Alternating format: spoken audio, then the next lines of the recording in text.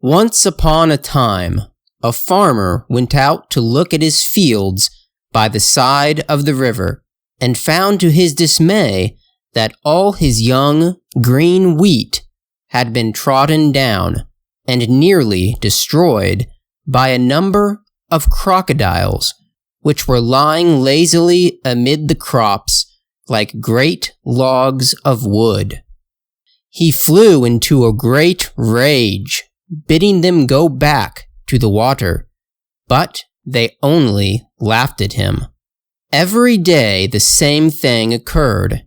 Every day the farmer found the crocodiles lying in his young wheat, until one morning he completely lost his temper and, when they refused to budge, began throwing stones at them.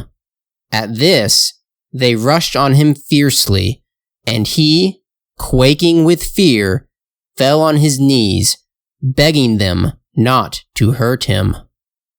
"We will hurt neither you nor your young wheat," said the biggest crocodile, "if you will give us your daughter in marriage.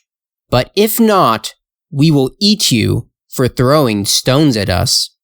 The farmer, thinking of nothing but saving his own life, promised what the crocodiles required of him.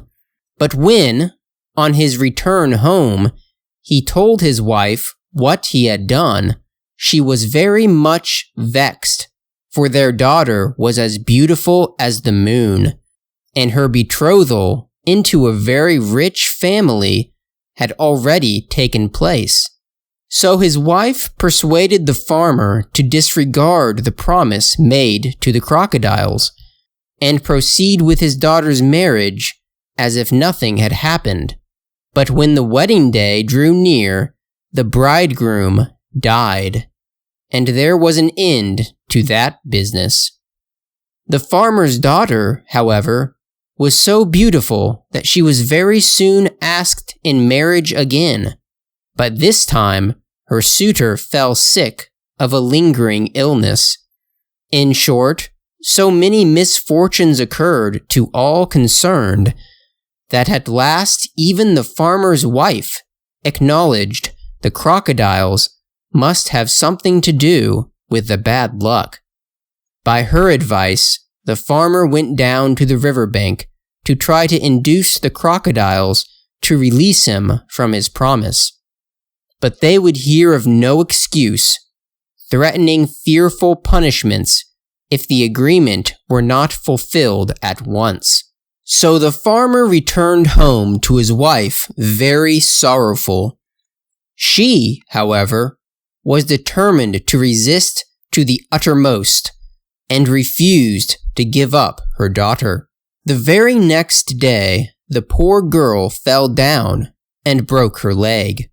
Then the mother said, "These demons of crocodiles will certainly kill us all. Better to marry our daughter to a strange house than to see her die." Accordingly, the farmer went down to the river and informed the crocodiles they might send the bridal procession to fetch the bride as soon as they chose.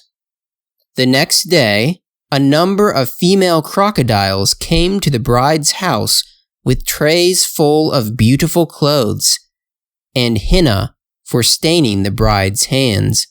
They behaved with the utmost politeness and carried out all the proper ceremonies with the greatest precision. Nevertheless, the beautiful bride wept, saying, "Oh, mother, are you marrying me into the river? I shall be drowned." In due course, the bridal procession arrived, and all the village was wonderstruck at the magnificence of the arrangements. Never was there such a retinue of crocodiles, some playing instruments of music, others bearing trays upon trays full of sweetmeats, garments, and jewels, and all dressed in the richest of stuffs. In the middle, a perfect blaze of gold and gems, sat the king of the crocodiles.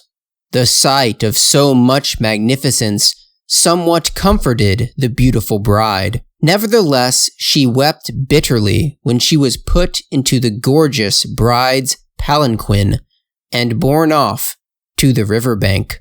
Arrived at the edge of the stream, the crocodiles dragged the poor girl out and forced her into the water, despite her struggles. For, thinking she was going to be drowned, she screamed with terror.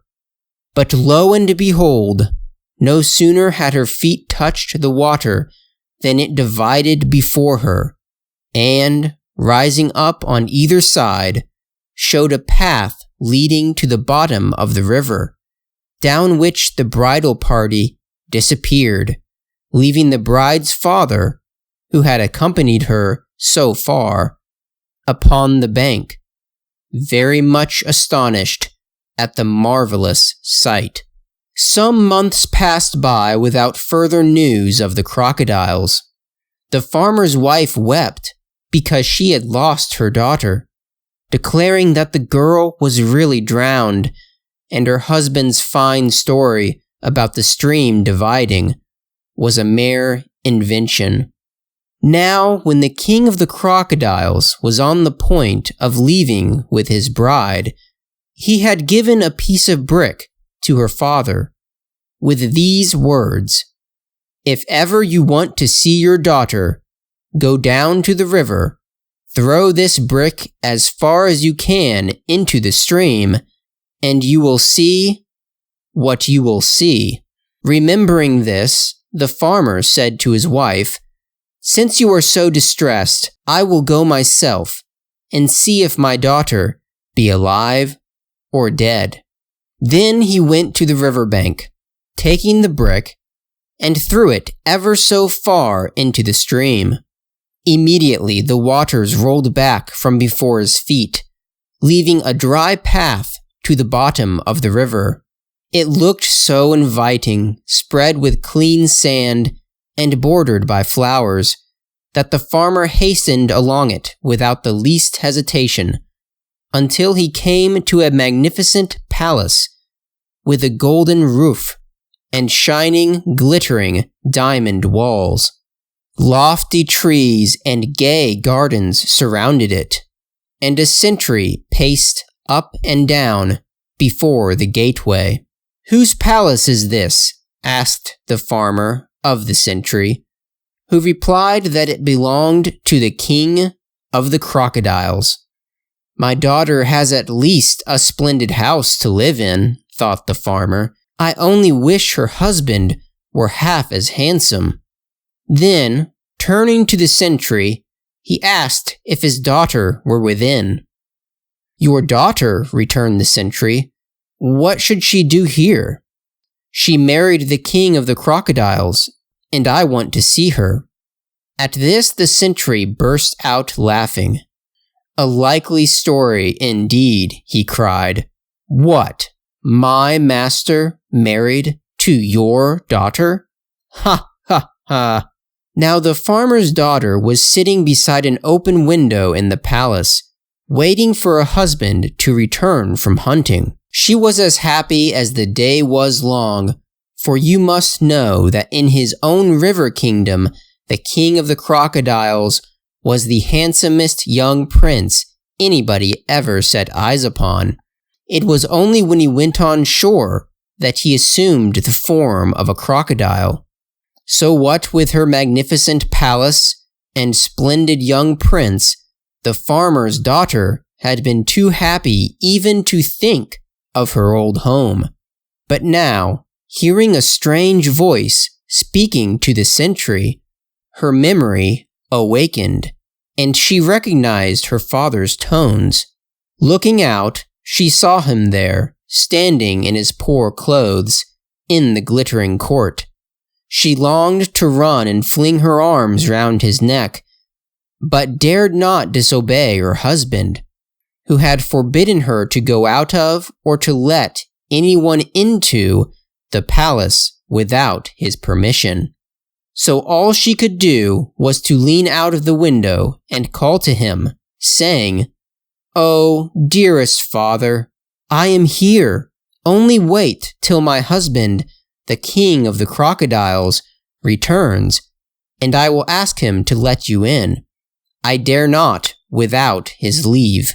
The father, though overjoyed to find his daughter alive, did not wonder she was afraid of her terrible husband, so he waited patiently. In a short time, a troop of horsemen entered the court. Every man was dressed from head to foot in armor made of glittering silver plates, but in the center of all rode a prince clad in gold, bright burnished gold, from the crown of his head to the soles of his feet. The handsomest, most gallant young prince that ever was seen. Then the poor farmer fell at the gold-clad horseman's feet and cried, "O king, cherish me, for I am a poor man whose daughter was carried off by the dreadful king of the crocodiles." Then the gold-clad horseman smiled, saying, "I am the king of the crocodiles. Your daughter is a good, obedient wife, and will be very glad to see you." After this there were great rejoicings and merrymakings, but when a few days had passed away in feasting, the farmer became restless, and begged to be allowed to take his daughter home with him for a short visit, in order to convince his wife the girl was well and happy.